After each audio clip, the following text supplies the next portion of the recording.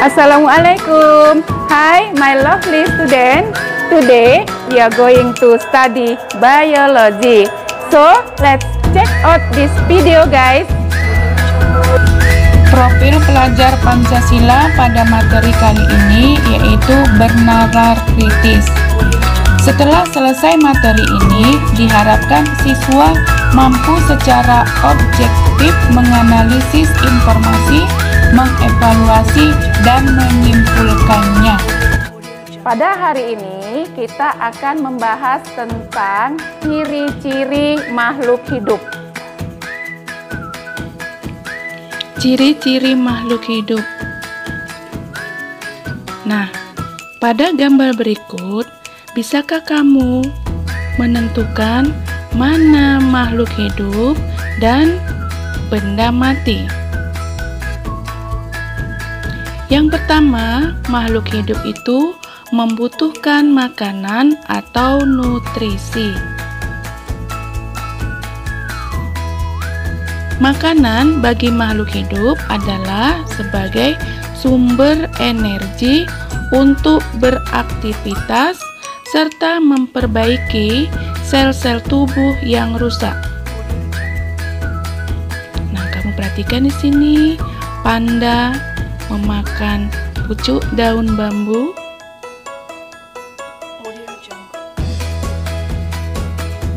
Manusia dan hewan serta tumbuhan juga membutuhkan makanan. Kalau manusia dan hewan sudah jelas ya bagaimana memperoleh makanannya. Ya, kalau tumbuhan memperoleh makanan dengan menyerap air dan zat-zat hara dari dalam tanah serta menyerap karbon dioksida dan cahaya matahari dari udara, kemudian diolah dalam proses fotosintesis. Yang kedua yaitu bernapas atau respirasi. Bernapas yaitu kegiatan menghirup gas oksigen dan mengeluarkan gas karbon dioksida. Nah, perhatikan ini yang kita lakukan pada saat kita bernapas, menghirup udara, mengambil oksigen, menghembuskannya, serta mengeluarkan CO2 dan uap air. Oksigen diperlukan tubuh untuk respirasi, yaitu suatu proses metabolisme yang mengubah makanan menjadi energi, karbon dioksida, dan air. Ciri yang ketiga yaitu mengeluarkan zat sisa atau ekskresi. Nah, zat sisa atau sampah ini harus dikeluarkan dari dalam tubuh karena bisa menyebabkan racun dengan mencemari tubuh dan mengganggu sistem kerja tubuh. Manusia, hewan mengeluarkan kelebihan air dan zat sisa yaitu melalui keringat dan urin. Kalau tumbuhan bagaimana ya anak-anak? Nah, perhatikan seperti gambar berikut.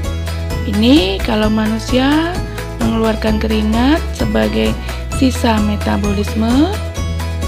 Nah, kalau tumbuhan yaitu mengeluarkan melalui transpirasi atau penguapan.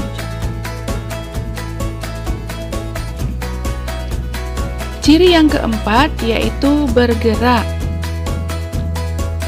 Tujuan makhluk hidup bergerak yaitu untuk memenuhi kebutuhan kehidupannya seperti mencari makan dan juga untuk menghindari bahaya. Hewan dan manusia bisa bergerak aktif, yaitu dengan berpindah tempat.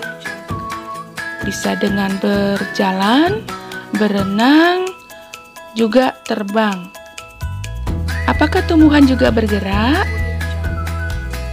Nah, ini kita lihat kalau hewan seperti harimau, kucing bergerak dengan lincah, burung bisa terbang, ikan berenang.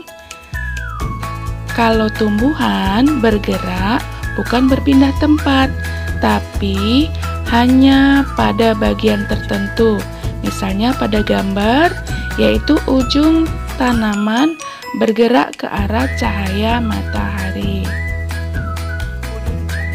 Ciri yang kelima yaitu peka terhadap rangsang atau iritabilitas. Makhluk hidup menanggapi rangsang untuk bertahan hidup, menghindari bahaya, dan menyesuaikan diri dengan lingkungan atau yang disebut dengan adaptasi. Nah, kalau pada manusia, rangsang cahaya diterima oleh mata, kemudian rangsang suara oleh telinga, rangsang bau oleh hidung, rangsang panas, dingin, sentuhan, tekanan, dan luka yaitu oleh kulit. Sedangkan lidah yaitu menerima rangsang rasa berupa pahit, manis, dan asin. Ciri yang keenam yaitu tumbuh dan berkembang. Tumbuh yaitu proses perubahan ukuran dan tidak bisa kembali ke ukuran semula. Sedangkan berkembang yaitu proses perubahan fungsi dari setiap organ-organ tubuh menjadi lebih sempurna.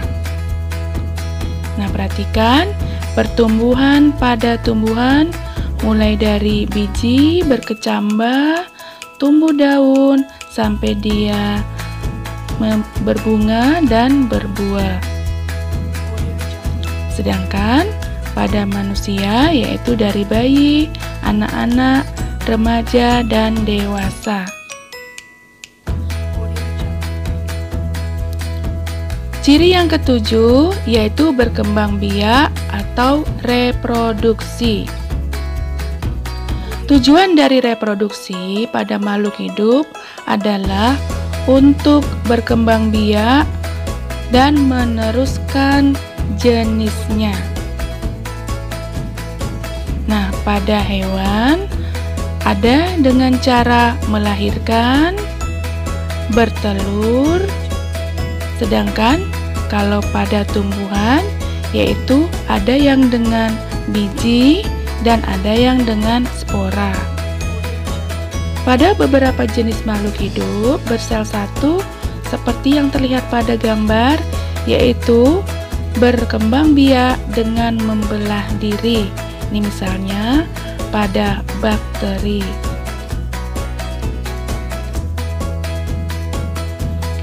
Yang kedelapan yaitu adaptasi.